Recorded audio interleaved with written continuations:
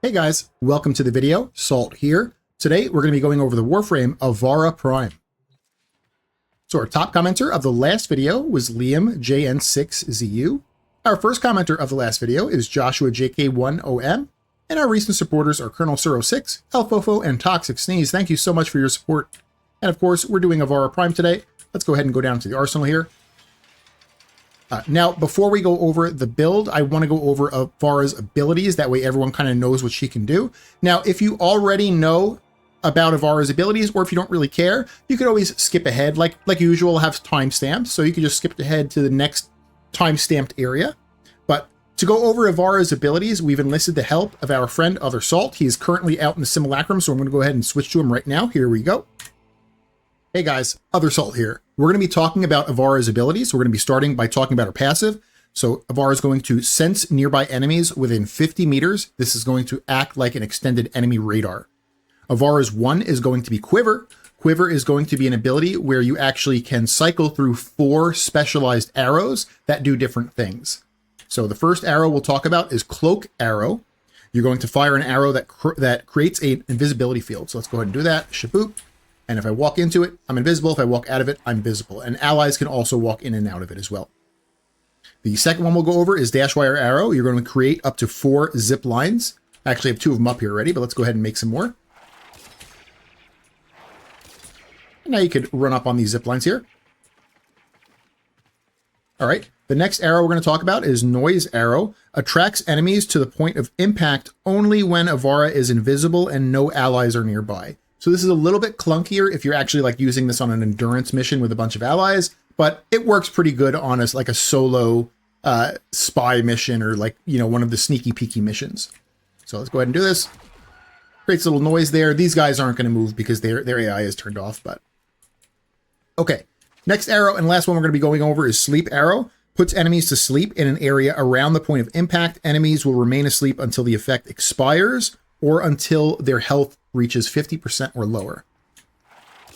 Boop, these guys are asleep now, and they'll stay asleep until it expires or until their health is at 50% or lower. Okay, let's go over the 2 now, which is actually the one we're going to subsume out. But just to go through all of Ivara's abilities, we're going to just go over it anyway.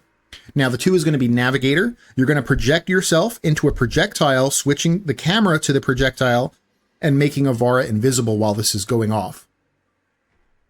Now, you're going to also get a stacking damage multiplier as the projectile travels. So you're also going to need to do this on a weapon that actually has a like travel time on their projectile. So like not a hit scan weapon.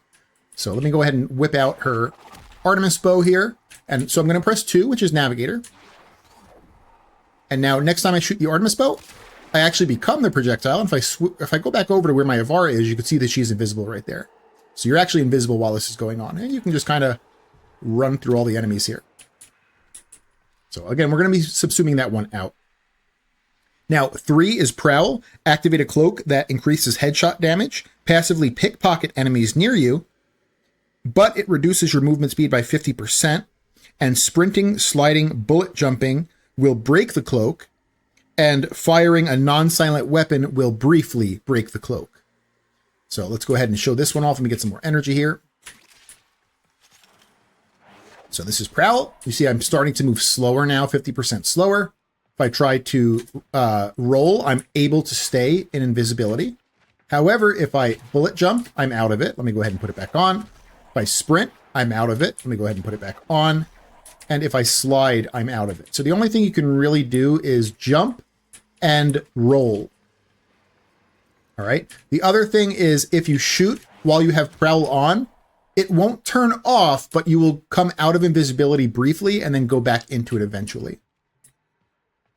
Okay, that is the 3. Let's go over the 4, which is going to be Artemis Bow. This is Ivara's exalted weapon. You're going to fire a spread of arrows. Charging a shot changes the spread from vertical to horizontal. So let's go ahead and whip out the bow here. Shooting it also takes energy, so I'm going to go ahead and grab some energy here. So if I just tap the button, it's going to be a vertical spread. I don't know if you can see that very easily. But if I hold it, it's a horizontal spread.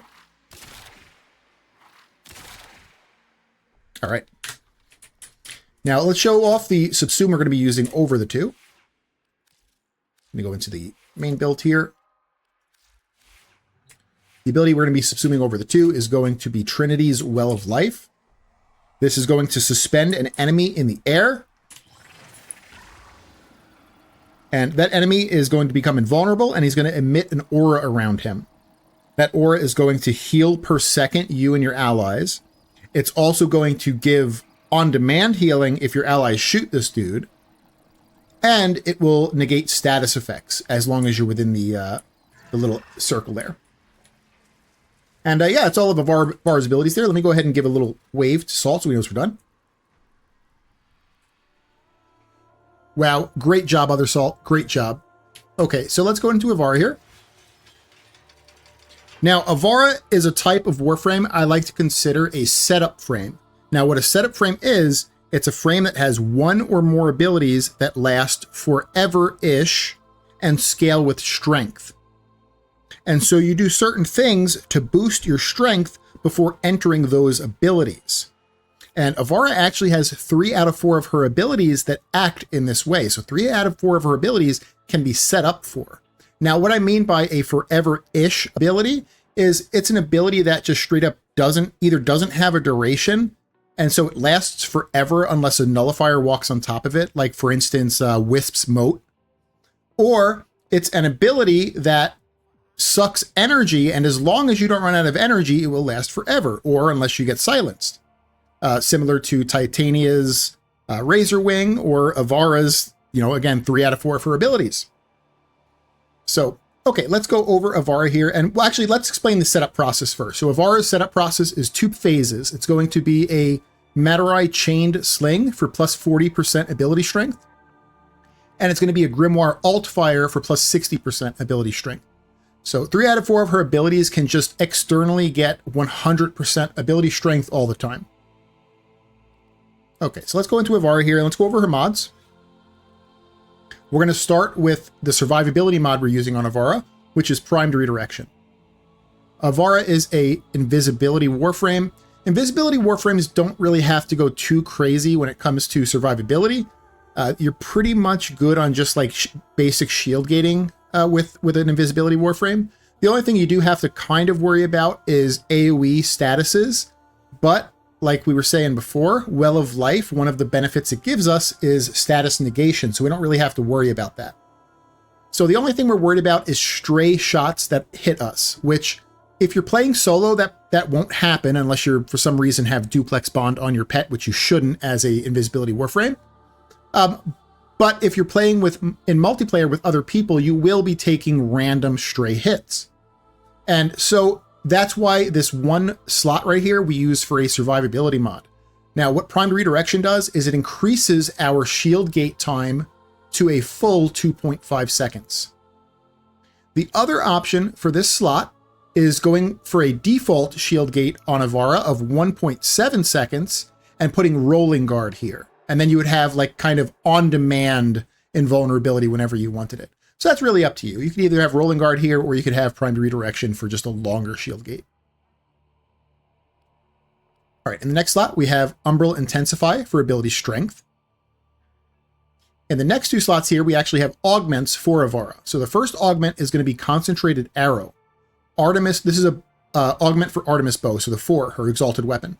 Fires a single arrow that has a plus 50% crit chance on headshots and explodes in a 7-meter radius, and it removes punch through. So it's no longer going to spread vertically or horizontally, it's just going to shoot out a big arrow, and if you get a headshot, it explodes for a lot of damage. So more of an AoE, which is, more killing potential for us, and that's why we're going for it. Empowered Quiver. This is a quiver augment. Dash Wire grants allies and you plus 100% critical damage, and Cloaking Arrow has a 100% chance to prevent status effects. The second part of this doesn't really matter too much because we're kind of somewhat immune to status effects through Well of Life. And so, the second part's not too important, but the critical damage part on Dash Wire, it's a pretty big deal. So with our setup process, this is going to be about a plus 300% crit damage buff. while we're on our dash wire. So you do want to set up your dash wire somewhere and be on your dash wire. All right, next we have 2 ranged mods. We have Stretch for plus 45% ability range, and we have Overextended for plus 90% ability range. Now, why are we going for 2 ranged mods? Well, it's because of Artemis Bow, and it's because of the Augment Concentrated Arrow for Artemis Bow. This explosion that Concentrated Arrow does actually bases itself based on your range. And so if we look at Artemis Bow here now, it says that our explosion radius is 16.45. And you can actually kick that out even further by putting Primed Fulmination on the Artemis Bow itself. It can kick out a little bit further past that as well. But with these 2 range mods here, we have a 16.45 radius on the Artemis Bow. And something also interesting about the Artemis Bow is it produces forced impact procs on enemies like around it when it explodes. And forced impact procs, you know, that's really nice, and it's a really good combo with the mod. It's either hemorrhage or internal bleeding. One of them is the secondary, one of them is the primary. But you put it on the Artemis Bow, and now you're converting those forced impact procs into forced slash procs. And so Concentrated Arrow almost becomes like a little nuke with this. So that's why we have the 2 ranged mods here. You could technically go even crazier and put all 3 ranged mods on. I don't know that that's super, super needed. Like most of the time, if you're on a tile set, you're probably just shooting back and forth between like 1 or 2 choke points. Like I don't think you need that much range. But if you feel like it, I mean, there is technically another ranged mod with plus 30. And then I guess there also is another ranged Exilis for plus 15. So, you know, there's another plus 45 range left on the table somewhere. So that's up to you, though, if you want that. I don't think you technically need it, though. Okay, let's continue on here. Transient Fortitude is going to be for plus 55 ability strength. And then we're going to go for Primed Flow for plus 185% energy max. Now, Ivara uses a lot of energy because every time you shoot with the Artemis Bow, it's taking energy. Prowl is constantly sucking energy. Well of Life, you are casting this somewhat often, but it's not too bad of a drain. And Dash Wire, once it's down, it's down. But Prowl sucks a lot of energy, and Artemis Bow sucks energy every time you shoot. So Ivara does have energy issues. And there's a few ways to cope with that energy issue. The way I do it is with a mixture between Primed Flow, and we haven't got to the Arcanes yet, but you probably see it. So it's a mixture of Primed Flow and Arcane Energize. Those 2 things basically, you know, make me okay with my energy. I'm completely fine with it. But there's a few other ways you can cope with energy too. I know some people use the efficiency mods. I don't myself. Okay, in the Aura slot, we're going to be going for Growing Power for ability strength, sorry. In the Exilis slot, I'm going to be going for Power Drift, which is plus 15% ability strength, but this is really dependent. This is going to sound a little bit weird, but this is dependent on if you don't mind using a energy pad at the beginning of every mission. Now me, I'm an endgame player. I have everything in the game. I have 10,000 energy pads I sit on all the time. So I don't mind throwing 1 energy pad at the beginning of every mission. However, if you're a more of a beginning player or a middle player where, you know, your resources are still valuable to you, you don't want to craft a crap load of energy pads, Preparation might be the better option here. So Preparation is a plus 100% maximum energy is filled on spawn. So you start with your max energy. The way Ivara works is once she's set on energy, she's pretty good. She's pretty, good once she's set. But she starts off kind of energy starved, and it's because, her survivability is being invisible. So you want to immediately go into Prowl, which is sucking energy. Then you need to start killing to actually produce energy, and to kill, you're going into your Artemis Bow, and this is every time you shoot, it's sucking energy. So to get her going, like to get that train moving, you actually need a good pool of energy to start with. And so, the Exilis slot, I know it's just the Exilis slot, and a lot of people overlook this, but this is a big deal on Ivara. So like, do you not want to spend 1 energy pad at the beginning of every mission? Then you would use Preparation. Or if you don't mind using an energy pad at the beginning of every mission, you could use Power Drift here just to be a little bit greedier and get a little bit more ability strength. So I'm going to go ahead and put Power Drift on here. But don't feel bad using preparation too. That's a really good mod for that slot there. And it would let you not have to use an energy pad at the beginning of every mission. Okay. Arcane Energize is going to be helping us with our energy issues along with our flow. We're going to be using Arcane Crepuscular in the second Arcane slot. This is one of the brand new Arcanes that came out. It's a pretty cool one. While invisible, you gain plus 30% ability strength and plus 3 times final crit multiplier. That's really cool. And it works really nice on Ivara. You know, we're invisible all the time. So that's how you build out Ivara there. Remember, just consider the Exilis either preparation or power drift. And then also consider this slot here if you want to go with a full 2.5 second shield gate or rolling guard. And also consider if you want to be super greedy and go with all 3 ranged mods instead of just 2 of them. Okay, now before we go over like all of the externals, I want to go over one external in particular first. And this is going to be the stat stick for Ivara. A lot of people don't know that Ivara can actually use a stat stick. And it's a weird stat stick. It's actually the primary. And it can be any primary that is not a bow. It cannot be a bow, which is weird. And it kind of irks me a bit because as far as fashion goes, I want to put a bow on Ivara. It makes sense. But this will not work on a bow. It has to be a non-bow primary. So, okay, let's go into the Velt. The Velt is just a random weapon that I decided to choose as my stat stick because I thought it went okay with her fashion here. So let's go into it here. So what carries over to the Artemis bow? Well, there's 2 things. It's fire rate on your primary if it's not a bow, and the Vigilante set. So guess what? Your stat stick is basically 5 fire rate mods. You know, you have Prime Shred or regular Shred if you don't have Prime Shred, Speed Trigger, Vigilante Fervor, Vile Acceleration, and for the 5th fire rate mod, go ahead and slap yourself slap on a Riven with fire rate. And then you have 5 fire rate mods. And then the rest is going to be the Vigilante set. We're going to put Vigilante Supplies, Vigilante Armaments, and Vigilante Offense. And I suggest putting Hush as well in your Exilis here, only because you might kind of fat finger your keyboard and you might accidentally whip out your primary and accidentally shoot it, and you don't want to go out of stealth if that happens. So make sure you have Hush here just in case. But yeah, the fire rate's the biggest thing, and it's because the Artemis bow has a ridiculously slow fire rate. I hope when they actually fix stat sticks and like fix the exalted weapons, maybe they like give the Artemis bow somewhat of a better fire rate, because it's garbage. It's garbage. But if you have all 5 of these fire rate mods on, it's actually really fast. So the Arcane doesn't really matter. I put primary dexterity on here so I can have more combo duration, which doesn't really matter on my Ivara, but doesn't really matter the Arcane. So that is the stat stick for Ivara. That fire rate will get transferred into the Artemis bow.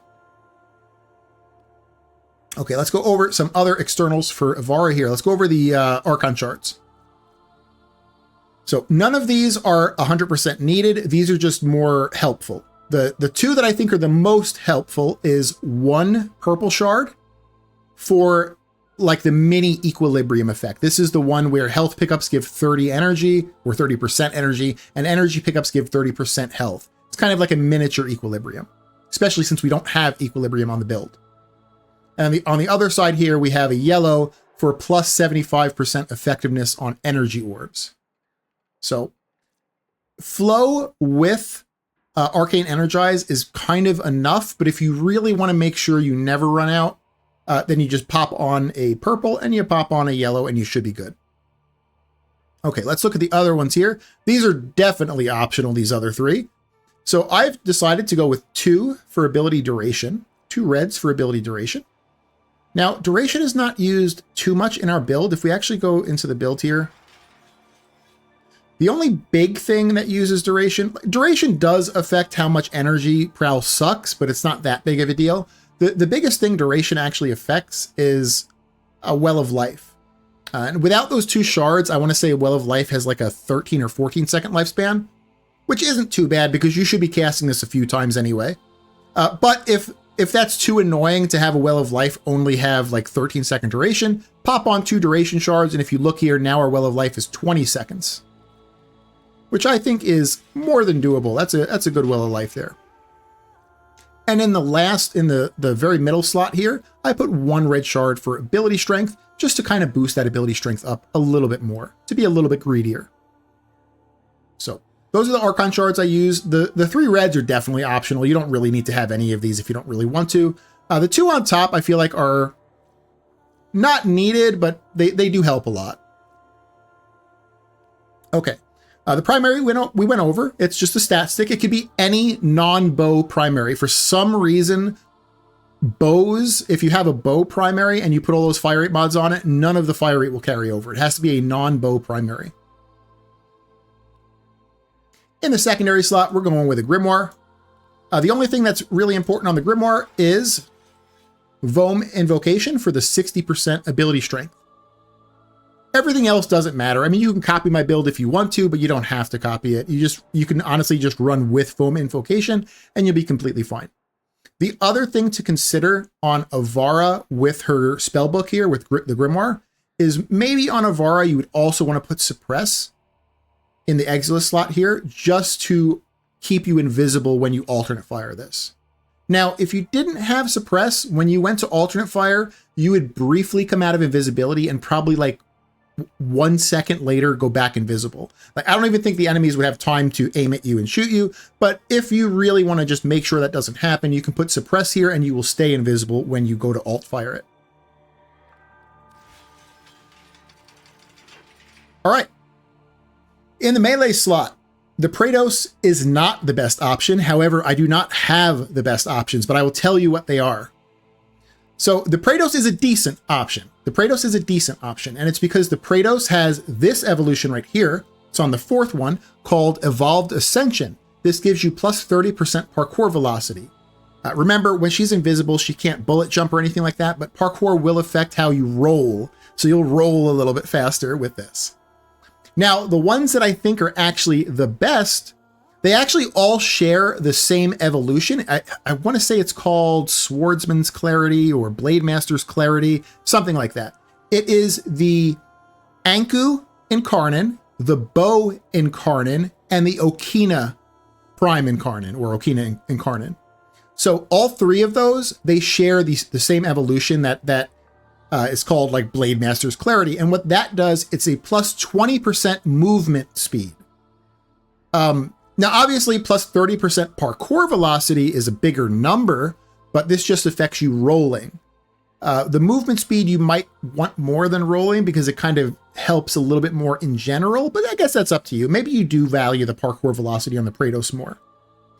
So that's really up to you there. You'd either go with the Praetos for the parkour velocity, or you'd go with one of those 3 for the plus 20 movement speed. Okay, in the Focus School here, we're going to be going for Materai. We're using Materai for one of our setup process. It's going to be the Chained Sling. We look at Sling Strength here. Switching to a Warframe after a Chained Sling adds plus 40% ability strength for 20 seconds. Also, the buff from the Grimoire is 20 seconds as well, so it doesn't really matter which one you do first.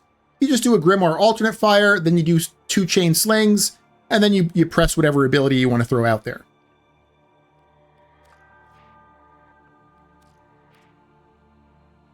Okay, let's go over the Artemis bow next here.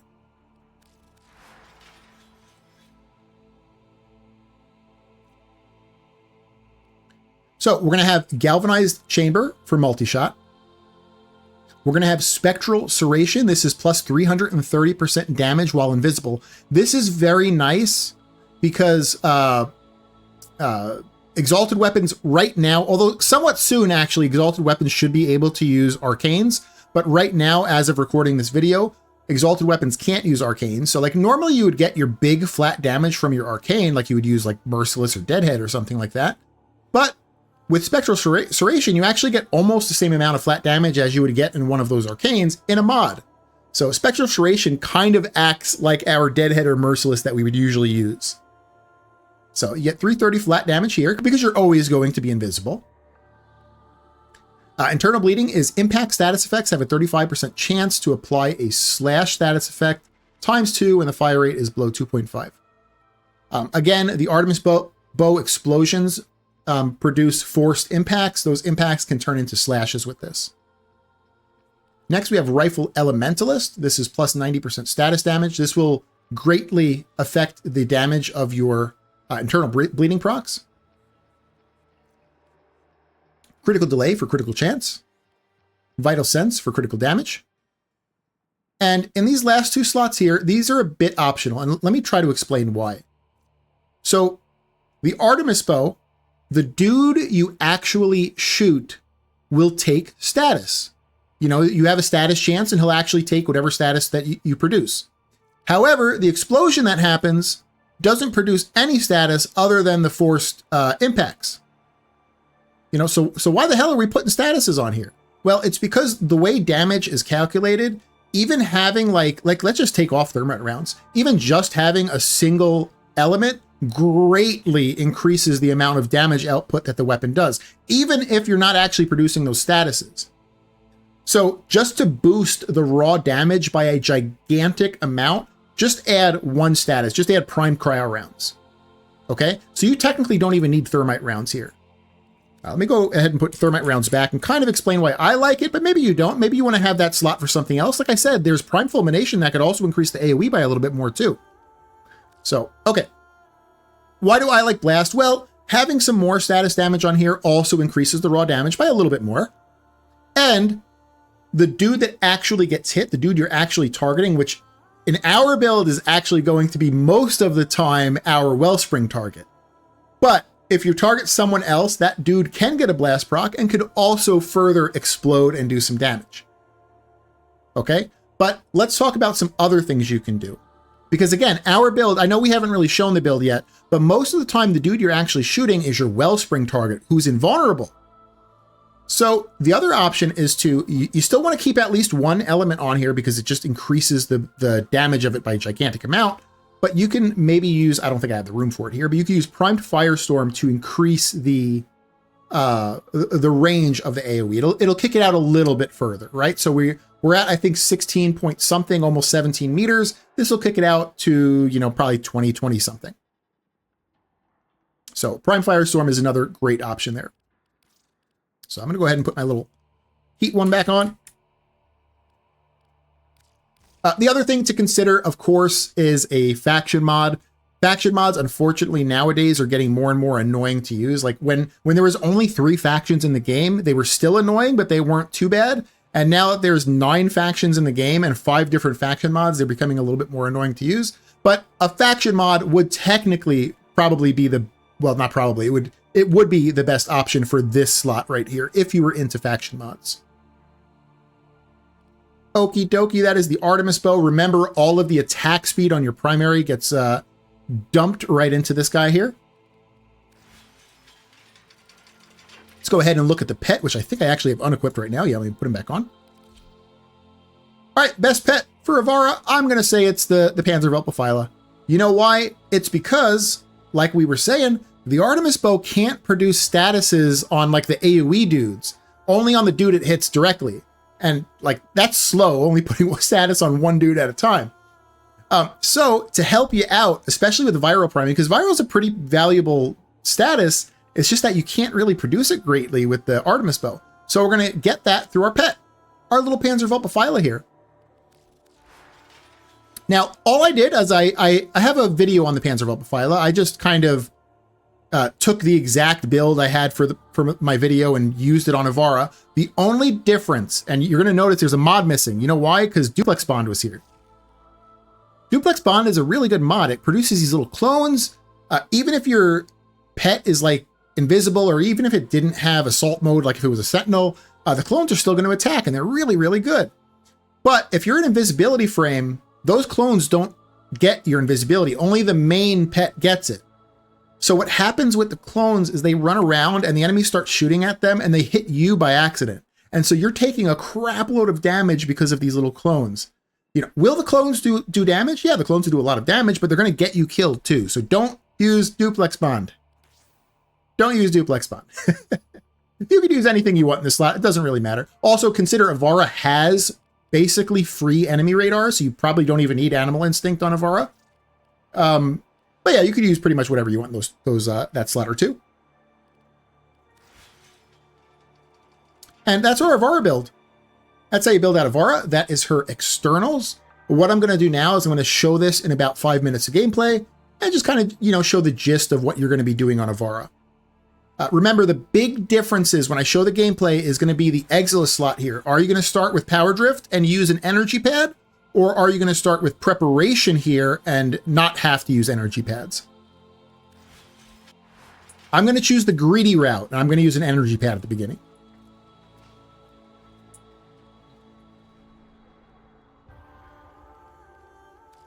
Solo, we'll do Steel Path, we'll go on Mott. And how you play this is a little bit unique too. This is, I guess this is also important to see how you play this because you'll see we're not aiming normally. We're not actually going to be aiming most of the time at regular enemies. Remember, we have to headshot for them to explode. So I'm going to throw my energy pad there. I'm going to go ahead and start the mission here. Just shut down all systems. I'm going to enter Prowl. I'm going to go ahead and do a Void Sling. I'm going to get my Grimoire out. I'm going to go ahead and do an alternate fire. Get that ticking up. I'm going to get my Artemis Bow out. I'm going to put this guy up in a Wellspring. He's facing the wrong direction, unfortunately. And I'm going to shoot his head, and it's all going to explode from him.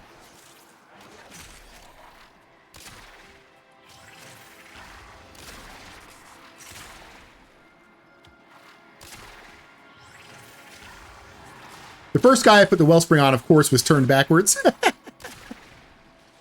that's it. You know, you put a Wellspring on a dude, and it basically nukes everything around him in like 16 meters. So I said you could do max range if you want to. I don't feel like you need to, but you could if you want to.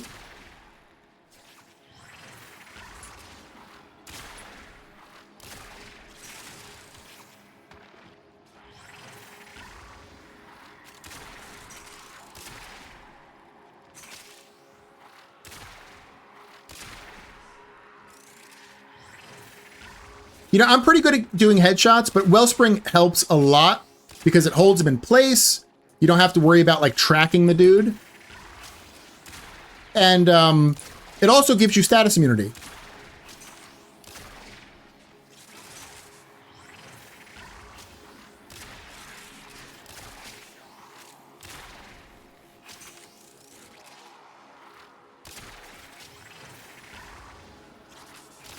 I don't know what it is about bows. I have a harder time hitting the head on bows than I do other weapons.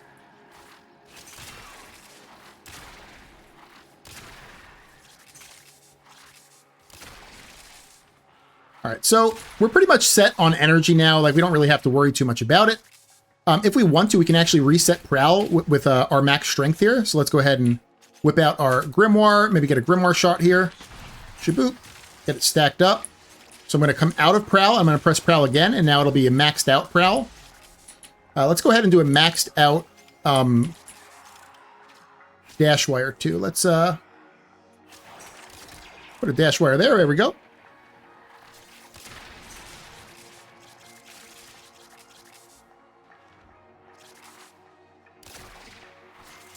Now, if you're holding down a location, you probably want to just stay on your dash wire for another like 300-ish% crit damage.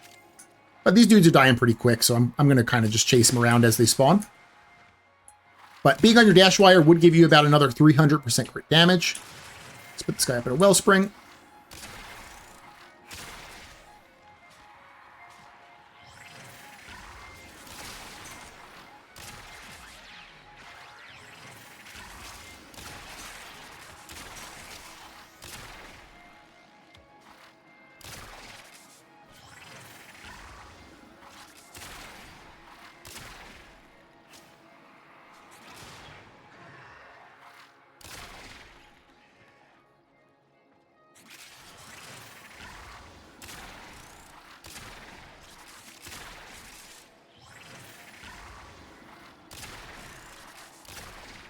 I think this is one of those abilities very similar to Zephyr, where it's easy to think that you should just stay in one place and let enemies come to you. But I think you should kind of track them down. That does kind of weaken the effect of Dashwire, unfortunately. Like maybe you should get more value out of Dashwire by staying in one place. But I think you'll just get more kills by tracking, by following the spawns. As the mission gets harder and harder, though, like as you go deeper and deeper into Steel Path, you probably will want to kind of hunker down in one place with your Dashwire, make more use of that 300% crit damage. But starting Steel Path, you probably just want to chase the spawns.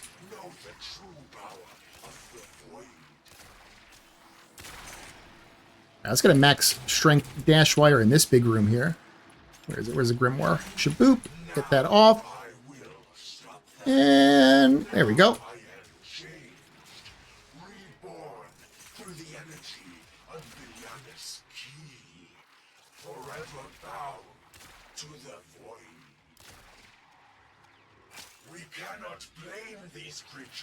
The unfortunate thing with Wellspring is that you actually have to get off of your Dashwire to actually cast it, and then get back on, which kind of sucks.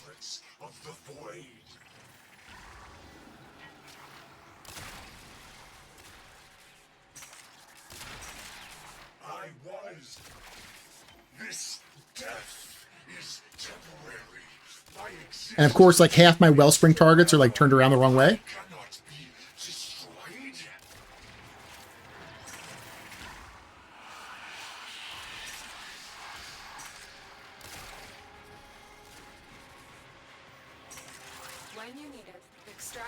So that's 5 minutes. Let's go ahead and head to extraction here.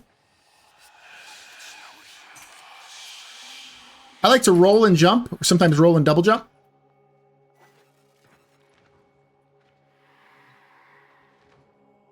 Parkour velocity would help too. Or you can just take off Prowl for, for a little bit while you're running. You see an enemy, you can go back into Prowl as well. It's not that big of a deal. But yeah, the plus 20 movement speed on the bow, the Anku, and the Okina could help as well. They fought well. I like Ivara. She's pretty cool. I personally, like, if she was my main, I would maybe feel more comfortable playing her all the time. But because she's not my main, every time I switch to play Ivara, and I do the invisibility thing, I accidentally bullet jump, I accidentally like slide, just because I'm so used to it on other Warframes. So like that's my only gripe with Ivara, is that her movement is so different that if I played her as my main, it wouldn't be an issue. I would be really good at moving with her. But because, I don't play her all the time, I play a bunch of other Warframes, when I do switch to playing her, I always screw up her Prowl by bullet jumping or something. So that's my only little gripe with Ivara. But otherwise, she is very strong. This is a good build. Hope you guys liked it. If you liked it, consider giving it a like. If you haven't subbed yet, consider subbing, or tell me what I can do to earn your sub. And I hope you guys have an amazing day. All right, bye.